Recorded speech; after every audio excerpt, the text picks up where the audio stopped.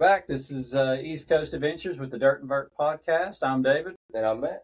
And we have a special guest today, Ethan Coffey. And Ethan's also a 3-time Knoxville Marathon winner. I did know that. He's also going to tell us some good stories about some of the other races he's done, but he also has ran the Double Boston, which he raised money for. And then also one of the things Ethan did at the beginning of the year as well is the Frosty Foot race. You come out and just absolutely crushed that race, Ethan. So, you know, you've obviously made a good background and history in marathoning, but, you know, the last year or so, last year and a half, I guess you've moved over to ultra running, and also you've also done some long relays that we would like to learn about as well. But Ethan, if we could start out with the Knoxville Marathon, what we'd really like to know there is like your training leading up to those races. You won 3 years in a row, so that's pretty impressive in itself. But did you change your training each time? Did you adjust what you were doing, trying to better prepare for those races? So first of all, I didn't actually win 3 years in a row. I won 3 years, but I ran the first one was in 2014, I think, and then I didn't win again until 2019 or 2020, and that was wow. Okay. I was focusing on running the fastest marathon I could because I was trying to qualify for the Olympic trials. And Knoxville, while it's a great race, is not a super fast course. Mm-hmm. So, I was focusing on trying to run faster times. But as far as my marathon training went, it was, looking back on it, now that I'm 40 years old and seem like I'm dealing with injuries all the time, was pretty crazy. I would run about up to 120, 125 miles a week. Wow. I would not run less than 10 miles at a time. So I'd run nine runs a week, but say on my workout days, I would run 10 miles in the morning easy. And then in the evening, I would do a workout. Say I would do a few mile warm up and then 8 times a mile or 2 times 5 miles or something like that. And then the next day I would come back and do a medium long run of like 16 or 17 miles. And then I would take a day up easy and then come back and do the same thing I did on Tuesday. Another 26, 27 mile day. Wow. So it was a lot. I was really, really focused on winning Knoxville at the time. A local person from Knoxville hadn't won in several years since Stuart Ellington had done it, and I really wanted to make my mark. And so when I came out into that, it must have been 2014 or 2015. That's right. I was in phenomenal shape, and I ran 2:22 with about a 3-minute negative split. Wow. And so I was about as fit as I've ever been when I did that. And then after 2020, I came back and ran it again because I was kind of done trying to run the really fast marathons, and but I was in marathon shape. I was relatively fit, and so my training for those was less intense. Because I was learning that I couldn't handle as much as I used to be able to, but Yeah. I was also starting to move a little bit towards the ultra marathon stuff a little bit more. So I was always focused on strength, just trying to be as strong as I could because I've never been super, super fast. Well, I would beg to differ. That's pretty fast to me. I mean, I'm just trying to qualify for Boston. So what was your fastest marathon time? So I ran 2:19:34. I remember the seconds exactly because the Olympic trials qualifier is 2:19 flat. So I missed Oh, wow. by 34 seconds, which was that? Where was that at? it's out in Sacramento. It's called the California. Yes. It's a good place where a lot of guys go to run fast. It's a net downhill, but there's some rolling hills. It's not a ski slope. It's kind of similar downhill to Boston, just doesn't have the big hills in the way. And yeah, I was on. So to put it in perspective, a 2:19 marathon is 5:19 per mile, and I was 5:18, 5:16, 5:15 for about 21, 22 miles, and then the last few miles I was up to 5:25, 5:30, and that was enough to put me over the edge. Mm. Yeah, so you got out of the. What year was that? That was 2018. Yeah, I was trying to 20 trials. Okay. That's impressive. It is. Man, what a letdown too. I would have been so upset. I can imagine how upset you were after that. I mean, that's a lot of hard work though. It was not as much of a letdown because I was happy. I was proud of what I accomplished because when I first started marathoning back in 2007, when I ran my first marathon, the Olympic trial standard was 2:22. And I kind of ran a couple marathons and had some friends who were running fast. And I was like, you know what? I think I can run 2:22. And so I did end up running 2:22. Just the standard had changed by then. So well, that's impressive. I was still pretty proud of having run as fast as I did. Oh, yeah. Absolutely. 2:19. Did you ever try again, or was that your one time for? Yeah, I kind of since it's hard because I was only 34 seconds off, and I still had a lot of time, and so I probably came back the next season a little bit too quickly and ended up falling in a cycle where you keep trying to push it and something keeps popping up on you, and so I never had a good shot at it again. Well, that's impressive, Ethan. Well, yeah, 2:22, 2:19. That's tough. That's a good run, definitely. So now, was it in 20? I've done my research here, but I may be getting the dates mixed up, just like the 3-time Knoxville Marathon winner. But I thought it said 3 years in a row. But going back to, is it 2014 is when you set the 50K national title? So that was actually when I was training for the Double Boston. So yeah, that would have been 2014. The 50K road national championship was up in New York in end of February, beginning of March. And it was I was basically running either a marathon or a 50K every month as a build up towards the Double Boston. And so I went up just kind of on a whim. I looked at the times and I was like, I think I can run a time that could put me in the top of that race. And so I went up and actually won the national championship and set a course record at the time, although it's been broken since then. But I ran 2:53 for 50K. And actually at the time, I'm pretty sure that he beat Michael Wardian. Is that right? Yeah. So he was racing Michael Wardian. I was reading all this today, and Ethan broke the course record. And I think what's funny is, like, I don't think they even really knew who you were when you showed up, did they, Ethan? Like, Ethan showed up. They got a picture of him in, like, yellow gloves. And now there's this article written about him, like he showed up. Well, I think I saw at one point when Ethan shared something about, you said you beat somebody out on one of the covers or one of the headlines or something. Oh, yeah. Yeah. So I was on the front page of the USA Track and Field webpage, and Galen Rupp had a little picture right next. I had the big picture, and Galen had the yeah, I remember you sharing that. I thought that was pretty funny. For one day, I was a bigger story than Galen Rupp. So, was that your first 50K?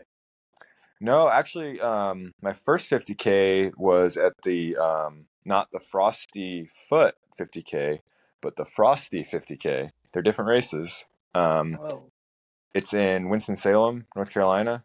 It's around Salem Lake, and it's like a kind of like a dirt track around the lake. It's a double out and back, and it's super fast. And I was actually running it as a marathon build-up because I was at the time my marathons weren't going very well. I was training really well, but not racing very well, and I wanted to get stronger mentally, and so I thought running a hard 50K would make me like better at the marathon. Mhm.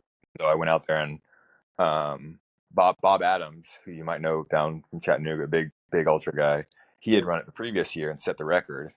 And so of course, that was in the back of my mind. I was like, I got to beat Bob. And so I was kind of chasing Bob's ghost, and I think I ran it maybe 1 or 2 minutes faster than he did.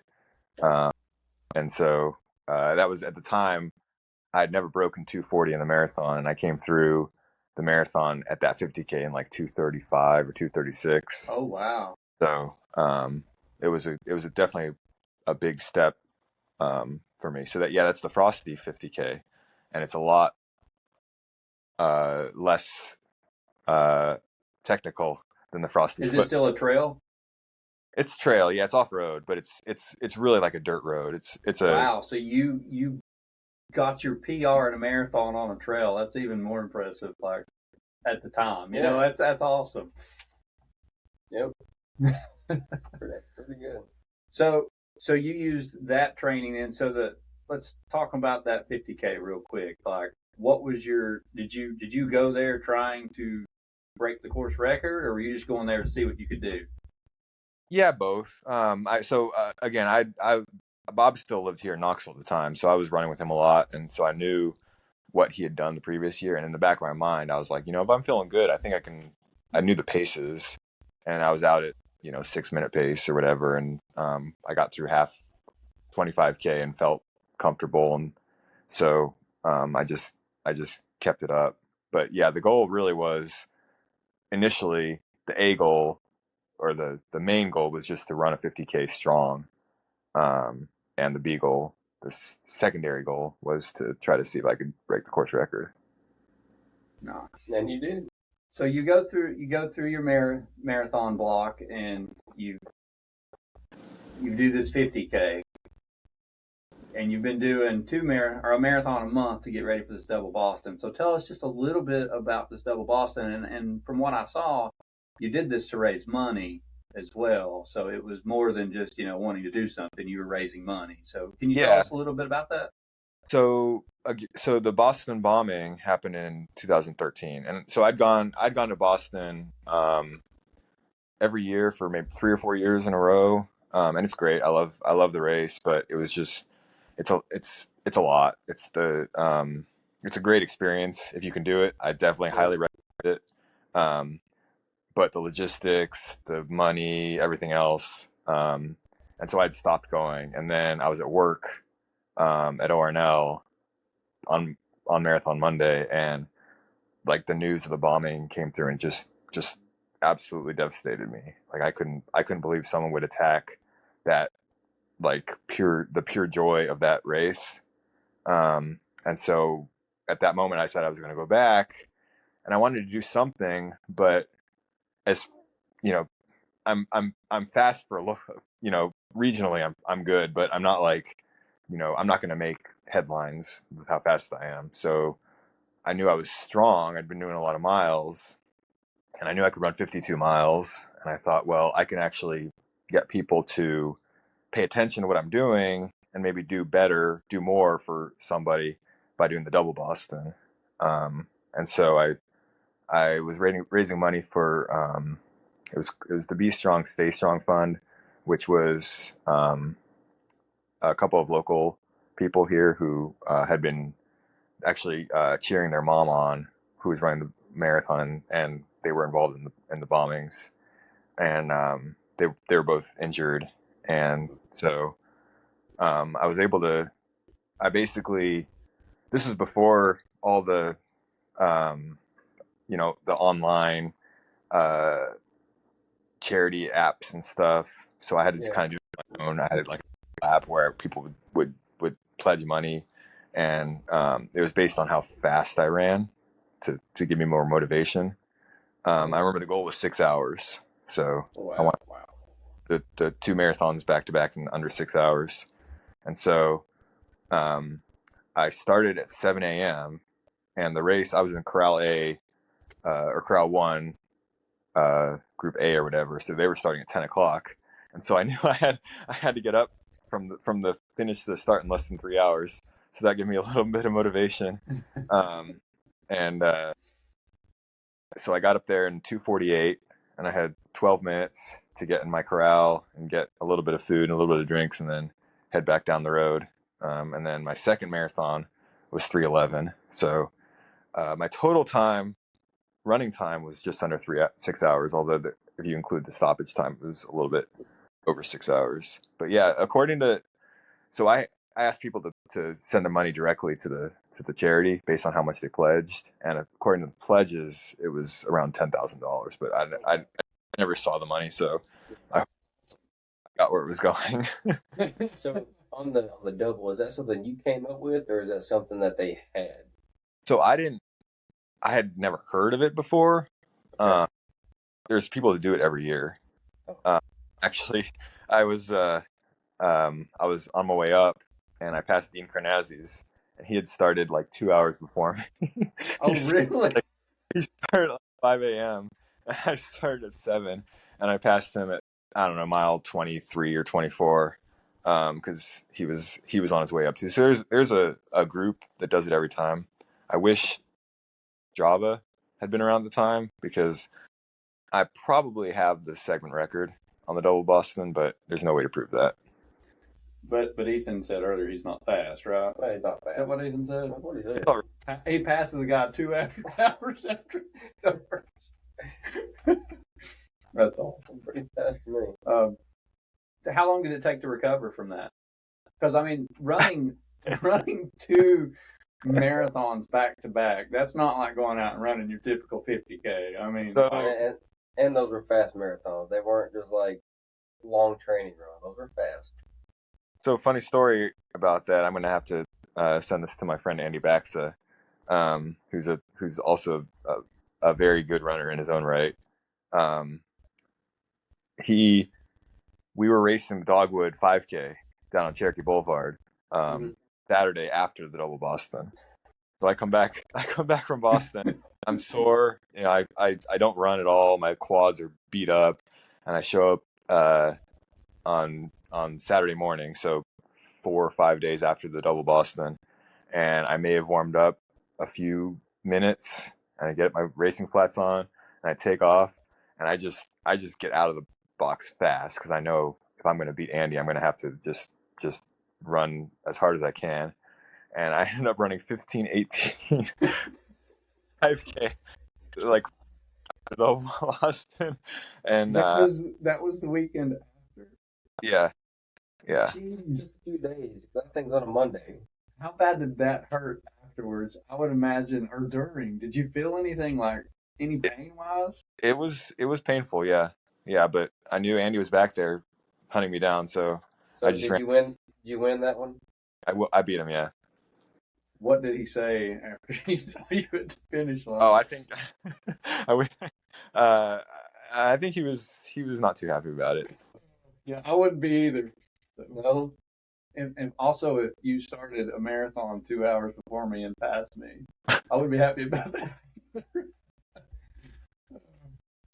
All right, so now let's shift gears a little bit, because we talked about your marathons. You've done a lot of smaller races too, 5Ks and stuff, and you've done really well at those. But last year you stepped into, and it sounds like you'd ran ultras before, but you really stepped into the ultra distance last year. You did No Business 100 and finished that race. Then you jump in first of the year, you do Frosty Foot 50K, and then you decide to do Badwater, which is, I think that was one of your bucket list races. So before I ask you a little bit about Badwater, I just want to ask you this: was Badwater the hardest race you've ever done? It's hard to answer that question, because it's a different type of hard. It was the only race where I wasn't sure I was going to be able to finish. I've dropped out of races before because I didn't want to finish. But when I was heading into Panamint Springs, which is the mile 72 cutoff, I thought I wasn't going to make it in time. I was going to miss the cutoff, and there was nothing I could do about it. I was just so hot. I couldn't. Yeah. go. I couldn't do any more than I was doing. Now, physically, like it was not the hardest thing I've ever done because it was just so slow, so much walking, so like but just it's a different type of difficult, I guess. Yeah. And um, you're right. It was a bucket list item for me. When I continued running after college, I had two things I wanted to do: qualify for the Olympic trials, which you talked about, which was 2:22 at the time, and run Badwater because I'd watched that Running on the Sun documentary, which you can still find somewhere. We got it on Netflix back when you got the DVDs in the mail. And I was like, man, that seems, because I've always been really, really bad in the heat. I sweat way more than anyone. My sweat is saltier than anyone's. I get hot. I get overheated. I can't handle anything hot. And so I was like, that seems like the most difficult thing I could think of to do. And yeah, it was yeah, I guess the hardest thing I've done because I wasn't sure. Yeah. I was gonna say like hard can be, whether it's physical or mental. I was just like overall, was it the hardest thing you've done? And it sounds like it because a when you're in a race that you really want so bad, like that's your goal, and you're right in front of the cutoff, Yeah. that is the worst feeling ever. Like you want it so bad, and you've made it this far, and someone can just take it away from you that quick, and you've worked that hard for it. That's a terrible feeling, and that doesn't help your motivation either. A lot of people crumble under that pressure, but sounds like you were able to keep going because you made it. Obviously, you finished the race, but how did you? So, if you don't care, real quick, tell us like in that moment, what did you do, and like how did you manage the heat, and how did you stay in front of that cutoff to finish the race? Like, what was your? I know you had a strategy, Ethan, because that engineering mind is not going to start a race without having everything laid out. So, Yeah, I had a strategy. It was a good strategy. But there's no way I ever could have gotten anywhere near finishing. I probably couldn't have done 20 miles without my crew. The crew was the best thing. They were there every step. Once you get past Stovepipe Wells at mile 42, you're allowed to have a pacer, and my pacers were there the entire time. They were spraying me with cold water, keeping ice on me. But even so, in the middle of the day, walking with ice on me and ice packs and being sprayed with cold water, I still got overheated.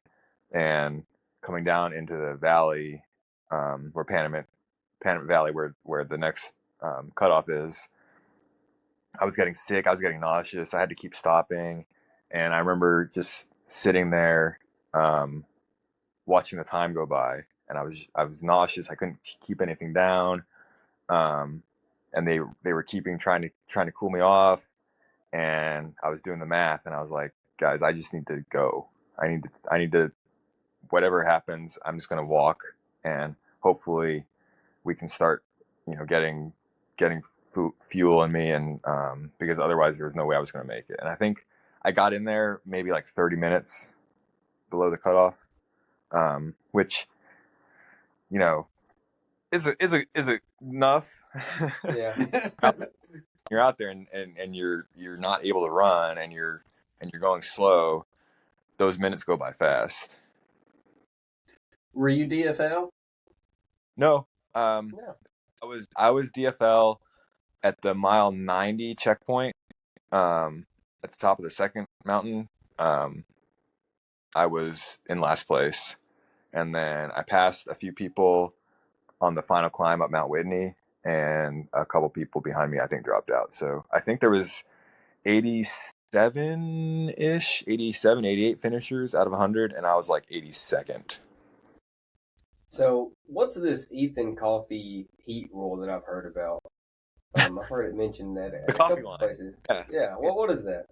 So my teammates in college came up with it because they knew they're smarter than me, and they saw this before I did. Was that if the temperature was over a certain amount, I just wouldn't run well. And so the Coffey line is dependent on the distance and how fast I'm going. So for instance, the Coffey line for a 5K might, I mean, I've done the Fireball 5K where it's 80, 90 degrees and done okay. For a marathon, if it's over 50 degrees, no chance. I'm not going to run well. I can finish probably, but it's not going to be good. So that was one of the things that I learned as I was in this process of, when I talking about the Frosty 50K where I PR'd the marathon, it was like 27 degrees. I was just able to run as hard as I wanted, and I wasn't overheating. I was like, wow, this is crazy. This is how some people might feel all the time. And the same thing with the USA, the National 50K Championship. So I was up in New York in like first weekend in March. It was like 27, 28 degrees. I was out there in a singlet and gloves running. Saw the picture. And I was fine. I felt great. Crazy. So you go from that to 100 and something degrees at Badwater. So obviously I knew there was no chance I was gonna run fast at Badwater. I could not enter it thinking it was a race. Like it was my finish, and once I'm definitely a super competitive person, but I have to realize my limitations. And so I had two major rules. The first was I was not allowed to run when the sun was out. Good rule. Running. Yeah. Walking. The second one was when I was running at night, I couldn't run for more than 2 minutes at a time. So I would run for 2 minutes, and then because I've never gotten good at like running slowly, and so when I start running, a comfortable pace for me, where I don't feel like I'm breaking, is way too fast. And so when I was training for Badwater, I was actually doing practice runs where I would run for 2 minutes and walk for 8, 10, 12 minutes. Because the first cutoff at Stovepipe Wells is the hardest one, and you have to average not hardest in terms of pace. You have to average right around 4 miles an hour, 15-minute miles. Okay. And so I knew if I got the pace down where I knew if I was running for 2 minutes and walking for 10, 12 minutes, I could easily be under 15-minute pace and I wouldn't overheat. And so that was the plan. It worked. It worked. It worked. Yeah, I was gonna say it got you through. I remember what. I remember I was following along the whole time, and What's that? I was following you along during that race, and I remember at one point, we kept checking on it, and then there was a point where you got and you just stopped. Like there was no more nothing, and we were texting each other like, have you heard from Ethan, or saw anything, or oh, we haven't saw nothing. And someone sent because we had a group message, and someone said you dropped. Yep. And then we were like, oh no. And then all of a sudden, like a couple hours later, we finally see a post where I guess you were resting maybe in the van or something, or you'd taken a break. Yeah. So somehow it got communicated, Ethan, that you dropped out of the race to us. So I think one of my splits didn't get recorded. I don't know, but I heard from other people that there was one split that didn't get recorded, and so people thought I stopped. I really only stopped probably. I took 2 20-minute naps, and then I stopped for 20 to 30 minutes a couple times when I got super overheated. But other than that, I was moving the whole time. Oh yeah, because it was a big gap that it wasn't there, and we were like, oh, what happened to him? Maybe he's rested, maybe he's cooling off, and then eventually, we got word that you were moving again. So, slowly. That was good. I like what you said earlier, though, because that I didn't want to interrupt you in your story about the 50K, but I think it was the 50K you're talking about. But you said you were training well, but you weren't running well or racing well, and man, that applies to, you know, most people. Like, you know, I mean, and I was glad to hear you say that because, like, a lot of people do train good, but their races don't always go the way they want them to. Yeah. And that really gets people down. Yeah. And I mean, I've had a year like that this year. You know, I've been training good, but I just haven't had a lot of good races. Something, you know, something seems to happen. So, you know, I think it's good for people to hear that even, you know, Ethan, 3-time marathon winner and, you know, 50K national title, you know, there's just times where everything feels really good, but nothing goes right in the race, or one thing doesn't go right in the race. And, you know, that shouldn't ever like get you down to the point that you don't want to do it. Look, you know, and I mean, look at what you did. Like, you were training well, but you weren't racing well, but you corrected that. You know, it just takes years. I mean, you come back and win the marathon, what, 2 more years later, or, you know, 2 years again, making you the first person to win 3 Knoxville marathons. Yep. That may not have been back to back like I thought I had read, but, you know, that's still pretty big. You won deal. 2 of them back to back, though, right? Yeah, I won 2021 and 2022. Man, that's so awesome. Yeah, so awesome. Did it give you like a key to the city or anything for that? Not. Oh, I'm still waiting. Still waiting. We'll definitely advocate for that. See what we can do. And when you were talking about Badwater, man, I automatically went back to Vol State. Yeah. Because I wished I would have done the same thing that you planned. I wish that I would have walked a lot during the day and ran at night. And I was just like failing in that race every day because I was trying to battle the heat, trying to run. You know, you're past the dead possums and you don't know if you're going to have water. And you're just running in 100-degree heat. And I can only imagine how hot Badwater was compared to this. But like by day 2.5, I was just coming unglued. Day 3, it all fell apart. And, you know, I was just failing. And finally I was like, something's got to change. You know, we started changing everything we were doing then, but I wished I would have had your strategy going into Ball State and went, you know, walked some mostly during the day and ran at night, and it would have been a totally different race. You could have just done my strategy, just walk the whole time. You couldn't run, so walk day, walk night, that'd be all right. Yeah, Ethan, so there was times in that race where I'm running, you know, running in the middle of the day, and I hear a Snapchat go off on my phone. And I open it up, and it's Matt. Matt's just sending everybody Snapchats. Having a great time. Having the best time back there.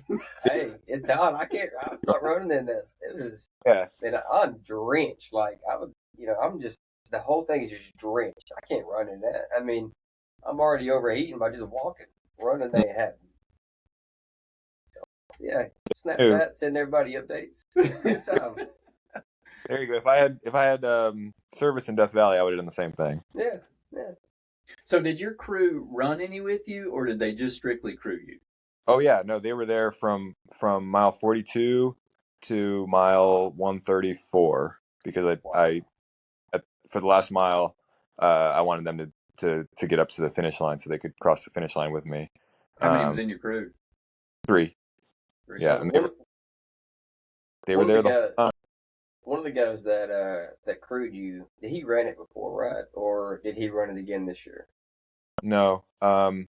So my crew was all first timers out there. Okay, the guy that you went and crewed with last year, did he run it again? Oh yeah, so he's actually done it 6 years in a row. Okay. Delk. He's actually the reason I was able to run. I was able to get into Badwater in the first place because I had given up that dream. But that's I'll tell that story in a second if you want to hear it. But obviously we do. Yeah, so he is a Knoxville local. Grew up in Jamestown, Tennessee, and he's a radiologist, and he has done the Badwater Ultra Cup, which is the Badwater Cape Fear, which is 51 miles on the coast of North Carolina, Badwater Salton Sea, which is 81 miles out in the desert outside of San Diego, and then the Badwater 135 in Death Valley. He's done all 3 of those every year for like the last 6 years, and he has the record for the most Ultra Cup finishes. And his goal is to actually break the record of most Badwater 135 finishes, which is like 20 or something. So, Oh, wow. but yeah, so I had done back in 2021, 2020, all the races, everything got canceled because of COVID. Mhm. And the race director of Badwater, Chris Kostman, set up a virtual race. It was called the I forget what it was called, but it was basically 260. So if you add up the 135, the 51 for Cape Fear, and the 81 for Salton Sea, you get 267. And so the goal was to run 267 miles, and you had 16 days to do it. So basically 2 weeks and 2 days. So you had 2 weeks and a weekend on either end. But it was an actual race because you had to be on Strava. You had to be in the Strava group for this race, and each run elapsed time counted. So if you stopped for the bathroom or whatever, that counted against you. Now the spirit of the race was that if you started a run, you would keep your watch running or you would go until you were done with that run. The rules were a little not quite that clear. So some people were like just starting a new run. You start a run, go to the bathroom, but you stop your run and you start a new run. I knew the spirit of the race, and so I was running twice every morning or in the evening. So basically, it's 267 miles in 16 days is like 17 miles a day. Back to back 118-mile weeks with a weekend, and I averaged 607, 608, something like that. And that actually got Chris's attention, the race director. And so he knew who I was, which helped, I think, my application. Yeah. So I did the Badwater Salton Sea with Kevin, the local guy, a couple times. And I think if you or any of your listeners are looking to get into Badwater, the good ways to do it are to do the other Badwater races, the Cape Fear and the Salton Sea, and to crew someone at Badwater. So I crewed Kevin the last 2 years, and they really, really like people to do that because you understand what the race is about and how to succeed. And so I think between having one virtual race and then crewing Kevin twice and then doing the Salton Sea 81 miler twice, that was why I got in, because my ultra resume, like the long ultras, was pretty thin. The No Business 100 was actually my first 100, and actually still the only 100 I finished besides Badwater. So, According to Ethan, that's one and done. which one? No Business? Yeah, when we were doing our training run the other day, or we were doing the course preview for Barn Creek, I was hitting him up because he's officially done with ultra running. He has already retired. He's retired from running, period. He is going to do short races. I've heard him say he's retired, but then every time I get on Facebook or Strava, he's doing a race every weekend. He's like, I'm retired. I'm retired from road running, and then he's up there just blistering people. I mean, are you going to put in for Western States? Yeah, I mean, you have he to. He ain't done. No. So yeah, Western States, and if I get in, I'll do it. But and there's a chance in 2 years, if I really, really want that no buckle, I'll go back and try No Business again. But well, I will be officially done with No Business at that point. So if you need someone to crew you or pace you, I'll be there. Well, I may go back that year and finally run it. Maybe after next year, I finally hopefully qualify for Boston. It'll be back to these mountain things. Yeah, and so Matt's going on marathon training. Yeah, he's going to focus on trying to qualify. Yeah. Awesome. Yeah. 11 minutes away. 15 minutes really, because you got to get 5 minutes faster than the qualifying time. So right. We'll work on it. We'll see what we can do. Shave that beard off again. You're going to save a few seconds.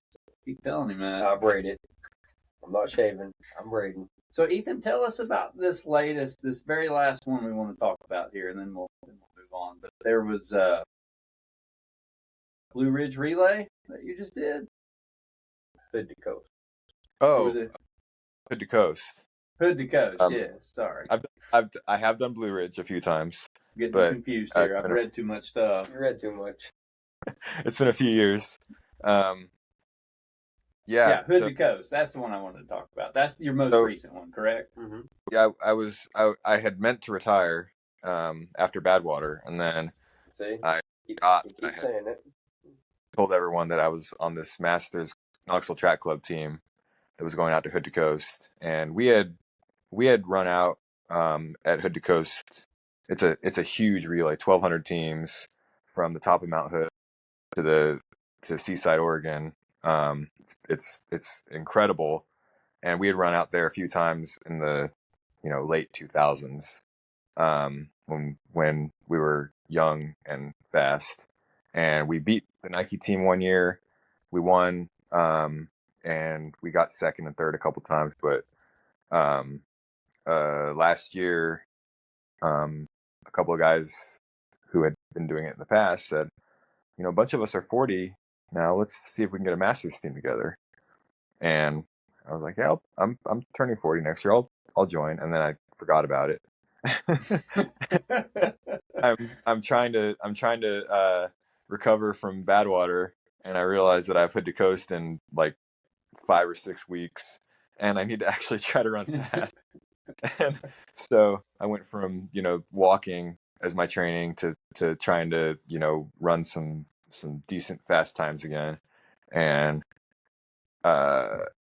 messed up my hamstring the week of the race, and I wasn't able to run up until the time I basically got the handoff from the runner before me. But we all ran really well, and we won the Masters division. Everyone ran better than they were expected to, and yeah, we crushed it. It was fun. We actually, Hood to Coast has something called Sub Masters. So Masters is every runner has to be over 40. Super Masters is over 50, and Sub Masters is over 30, which is kind of weird. But we actually beat all the Sub Masters teams too. Oh, wow. So that's impressive. Very good. Like, how many miles did you end up running? Did you track like how many miles you ran? Yeah, it's split up. It's like a Ragnar. So it's split up in 36 legs. And there's 12 runners. So each person runs 3 times. And so I had one of the longer ones, but it was only like 17, 18 miles. But if you're only running 5-6 miles at a time, you're expected to run pretty hard, pretty fast. Yeah, I was gonna say you were running probably a 5-something pace, weren't you? I was trying. With those Badwater legs. Yeah. He's used to it. He's used to going doing something hard and running fast the next week. Yeah, back when I was young and stupid. What did you? I guess after you've done both, I would imagine I know what the answer to this question is going to be, but I'm going to ask you, what did you like more? Did you like ultras, or did you like marathons, or even shorter than that? Like, what was your favorite? My favorite, and might be just because of the races I chose and the success I had, but I love the 50K. Even the Frosty 50K, the trail run, the real actual trail run, the Frosty Foot that I run earlier this year, getting ready for Black Canyon 100K. It's just a good distance. I like 50Ks. It's long enough where you kind of have to have a good amount of strength and endurance, but short enough where you're not out there all day and all night. Yeah. So yeah, I'm a big 50K guy.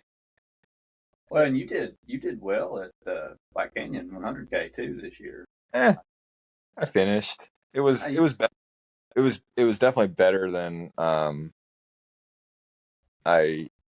was better than I was at No Business. Yeah, well, I mean, you held a pretty solid pace for a long time. I remember following you through that race. You were running really well. Well, Black Canyon's weird. It starts off with like 15 or 20 mile downhill. And so, and it's also cold. Like it started off, it was like 35 degrees because it starts at elevation. And then you descend into the valley and then start climbing again. So it got hot in the middle of the day, like mid 70s, low 80s, something like that, with full sun. So not Death Valley hot, but hot enough.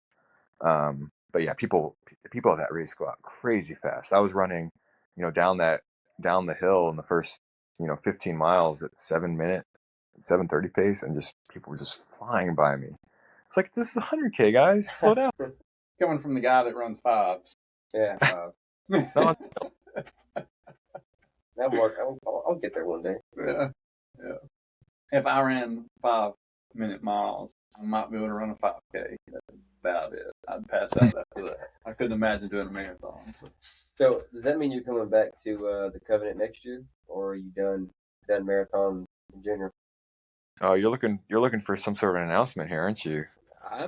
You said you're done, you're retired, and then you're not retired. I don't know. I almost seen, when you said Covenant, his mustache twitched. I won't rule it out. No, I'll see. I'm gonna see how much. I mean, I'm retired in that I'm not signed up for anything right now, but I'm still trying to stay in shape. So if the winter goes well and I'm in good shape, I'll probably sign up for it. But so you have nothing planned out for the rest of the year? This is the first time since I started running seriously in freshman year of high school, 1997. Wow. I have no races I'm signed up for. He's doing his volunteering duties though. Yeah. He's running an aid station at no business. Yep. I'll see him there. Well, that's right. Be taking care of all the good runners, even all the way up to the DFL, which is usually the one that needs the most attention. Well, he gets to handle these people with their new course now, since they actually get to go through the river and come out to the other side. Instead of, I guess, the bridge is down or something. Oh yeah, I heard you saying that earlier. Apparently, they sent out an email. They did a video a while ago saying which slight course change. Yeah, slight course change. Not the bridge over to Blue Heron. That's what it sounded like. I'm not sure. It said they're going to have a rope, and you're going to go across it, and it's going to go up into the Blue Heron aid station. Do it counterclockwise, and then they're going to have another drop back after the river. Wow, that'd be fun. It'll be wet. Yeah, I mean, just another layer. It's all good. Yeah. I'm glad they're changing the course up. I feel like I'm running a new course now. Backwards, and I get a couple new sections. So Ethan, you're not originally from Knoxville, are you? No, I grew up in Northern Virginia. Northern Virginia. Okay. And where'd you go to college at? Carnegie Mellon. It's a small school in Pittsburgh. Okay. So I thought you were up that way. What's that? I thought you were from up that way, but I wasn't sure where from. I was in the Navy in Charleston, South Carolina after that, and then from there I came to Knoxville. So I have now lived in Knoxville longer than anywhere else. Okay. What year did you move here? 2009. 2009. Cool. And what about the long run? How did that come about? It was interesting. So there's a lot of really nice running apparel out there. And running stores generally don't stock a lot of apparel. Which it makes sense. It's not a super high margin item, and it doesn't wear out like shoes do. But my girlfriend Julia and I found ourselves ordering a lot of clothing online because we couldn't find, the brands we were interested in. And when you buy something online, you never know how it's going to fit, and when it gets there, it doesn't fit right. What do? Do you send it back? Do you just throw it in your closet? And so we had an idea to kind of open that avenue and be mostly apparel, focused on running and athletic clothing. But then also we really wanted to be like a hub where people would come and start their runs there and hang out afterwards, and we could have group runs from there. So we found this location on Southern Avenue which is perfect. It's right down from the Greenway. It's really centralized, only a couple miles from UT. Man, that's how it started. We were like, let's get some accounts opened and bring in some clothes and see if people are interested. Yeah, for everybody that's not listening, Ethan and Julia run, which you can see Ethan's shirt. He's sporting it there, but it's the Long Run Shop in Knoxville. Definitely go check him out. He's pretty awesome. We get a lot of our stuff from there, and actually, even the Long Run is a sponsor for East Coast Adventures. They make donations to us. They give away prizes, and even Julia and Ethan have both ran some of the East Coast Adventures races. They ran Port Frenzy, and I believe Julia ran Gone Loco or was going to run Gone Loco. But yeah, definitely if y'all haven't checked it out, check out the Long Run in Knoxville. Cool place to hang out, and there are good beverages in the back. Ethan, so real quick, we've got some questions from listeners we'd like to ask you. But while Matt's pulling that up, because Matt seems to lose these questions, so we got to give him a few minutes to find them. But you recently, so you talk about all the running and the marathons, the ultra marathons. Now you're race directing, right? Yeah, that was another one of Julia's ideas. Was she was really interested in doing a backyard ultra. It's a really cool idea, and so we kind of tried to scope out some locations, and she was talking to her brother who owns a motocross course back to Jamestown, Tennessee. And he said there's some really nice trails out there, and he could probably come up with a 4.1 mile loop and on his starting and ending on his property. And we went and checked it out, and it seemed like it was it worked. It's going to work out pretty well. So yeah, it's called the Barn Creek Backyard Ultra, and it's coming up in November. East Coast Adventures and the Long Run Joint Adventure. It's gonna be fun. Yeah, guys. So definitely, if you haven't signed up or checked out that race, check it out. It's Barn Creek Backyard Ultra, and it's in Allert, Tennessee. For anybody that doesn't know, that's kind of close to and towards Jamestown area. But if you haven't seen the award for the Last Man Standing, it's one of Ethan's ideas, but we're actually using the Pumpkin Tower. That's in Allard. That's going to be part of the actual Last Man Standing award. Obviously, the Long Run and East Coast Ventures are putting on the race together, so we're both throwing in some swag too. So obviously, Ethan and Scott shirts and hoodies that are on there, and then also we're doing coins for any of the finishers, and then anybody that gets 100 miles will get pretty awesome belt buckle that Julia and Ethan designed, so it's pretty cool. It should be a pretty good course for doing 100 miles, because it's. I mean, you ran with me last weekend, David. It's a pretty easy loop. I know you have to do it. It's what do we end up with? 200 something feet elevation gain over 4.1 miles. Yeah. So it's a little bit of trail, a little bit of gravel, a little bit of road. It's perfectly balanced, so there's not any alternating on the course. But for anybody that's listening, later this week, we're going to give away a free entry. Just follow our Instagram and Long Run and East Coast Adventures account, and we'll have a way for you to win a free entry on there later this week. So pay attention, guys. But now, hopefully, Matt has found the questions. I got some. The first one, it's pretty simple, but why are you so fast? I kind of take I'm really not that fast. I've been lucky in that I've been able to train at a pretty high level for a long time and make the most of my abilities. I think I've really just been lucky to have been able to take advantage of what gifts I do have in terms of my training. The next question is, what do you fuel with, or what is your favorite fuel, food or drink?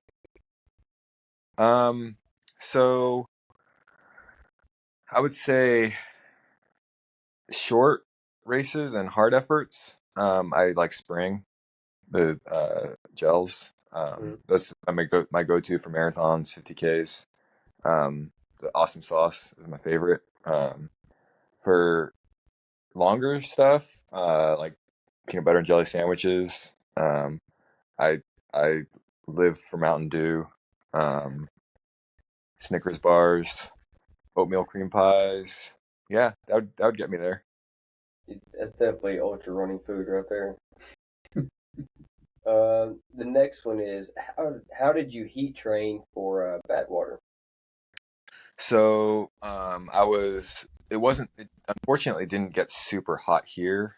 The race was July 4th, and it kind of didn't get that hot here until later in July. Yep. So I was going out in the afternoons and walk jogging as much as I could. But then 5 or 6 days a week, I would go to the sauna, and I would do a workout first. So I would like walk uphill on the treadmill or do a walk jog or a little jog, and then I'd go sit in the sauna for up to 45 minutes. But I was trying to do it at least 5 times a week. Okay. Another question: do you keep a running log? I do, yeah. I have an Excel spreadsheet that I've been Mhm. working on since early 2000s. It's got a lot of features. Um, Ethan is an engineer, Well, so you know, he's all about that. You gotta have it out there. Okay, let's see here. We got a few more. Oh wow, you've got so many questions. You got two Well, I lists. think most of these have already been answered. I'm really shocked Matt has kept up with both of these lists. I got one more after this. When did you win your first marathon? the first marathon I won, I think actually was the year I was training for the Double Boston. In January, I went down to Charleston back because that's where I was in the Navy and ran the Charleston Marathon as a training run and ran 2:32, 2:34 or something and won it um, as one of my training runs. Okay. And then we have one from one of the Knoxville guys. It said, I guess Julia is running the race coming up. Yeah. 100K? Is this? Yeah. She's running the Javelina outside of Phoenix. Okay. How many beers are you going to drink while you're crewing her? I'm supposed to pace her for the last lap, so I'm gonna try to stay under control so I can stay on my feet and help her out in the Okay. last. I think that's all I've got from. I got one more, and I won't tell you who this question's from, but can you tell us a little bit about your dog Trooper? Oh, so Trooper, I inherited him from my parents when I moved to Knoxville because they didn't have a fenced-in yard. They had a invisible fence, and he kept running through it. And so I got an actual fenced yard, so I brought him down to my house here in Knoxville. And yeah, he was my running buddy. Um, we actually built a bar in the basement, and he was afraid to go down the stairs to the basement, and so we called it Trooper's Bar because he wasn't. Everyone felt sorry because we were all hanging out down there, and he was just sitting up, staring down at us. And if you go to, if you look at our logo of the long run, there's a dog head in the logo, and that's Trooper. That's cool. That's awesome. That's cool. Was there also a racing team named after Trooper? There was. We had the Troopers Bar racing team, too. We got a lot of questions about where Troopers Bar was and how he would. It's hard in my basement. Yeah. Well, that's a really cool story, and I didn't know that that was your actual dog that was in the logo of the long run. That's awesome. Mm-hmm. Did you all create that logo yourselves? Actually, our friend Jose Salas, he's a graphic designer, and he has done a lot of the graphic design work for us for our store. Well, he did great. I Yeah, love he that did great. logo. It's awesome. But that's even cooler now. Now that I know that it has meaning, that's true. That's really awesome. Any other questions, Matt? That's all the people gave me to ask. So, All right, Ethan. Well, thank you so much for your time. Do you have any questions for us or anything we can do Looking- better at? Other looking than, forward- other than making the camera work for the webcam. So I apologize for that. yeah, for people that don't know, we spent 20 minutes trying to get this camera to work, and then it Well, just magically came on. When we say we, Yeah, him, because I can't do it. Computer stuff, not happening. I just sit here and like, yeah, Matt was very supportive. it's not on. Yeah, not on. We got it. He got it. Friday at Blue Heron. Yes, sir. I will see you then. I'm going to go down tomorrow, actually. Hey, So, if you see him walking, give him one of the speeches that he gives me. Yell at him, cuss at him, tell him it's gonna hurt no matter what, walking or running, and tell him to go. Nobody cares. Run faster. That's what. Just constantly just yell at him. Ethan, Sounds- I don't know what he's talking about because I give really good motivational Yeah. speeches. Every bit what I just said is exactly what he tells me. Yelling at me as I'm throwing up. He's yelling at me, and it may work. So try it. Yeah, I can do that. Yeah, don't hold back, Ethan. Just let and it out. if he's throwing Just let it up, out. give him the old Matt Williams and slap him right in the face, and it'll quit. Well, Ethan, I will see you at No Business, and then we will see you again just a couple weeks at Barn Creek. Yeah, thanks for having me. It was fun. Yeah, take care, brother. Thanks, Steve. See you. All right, we're done recording. So.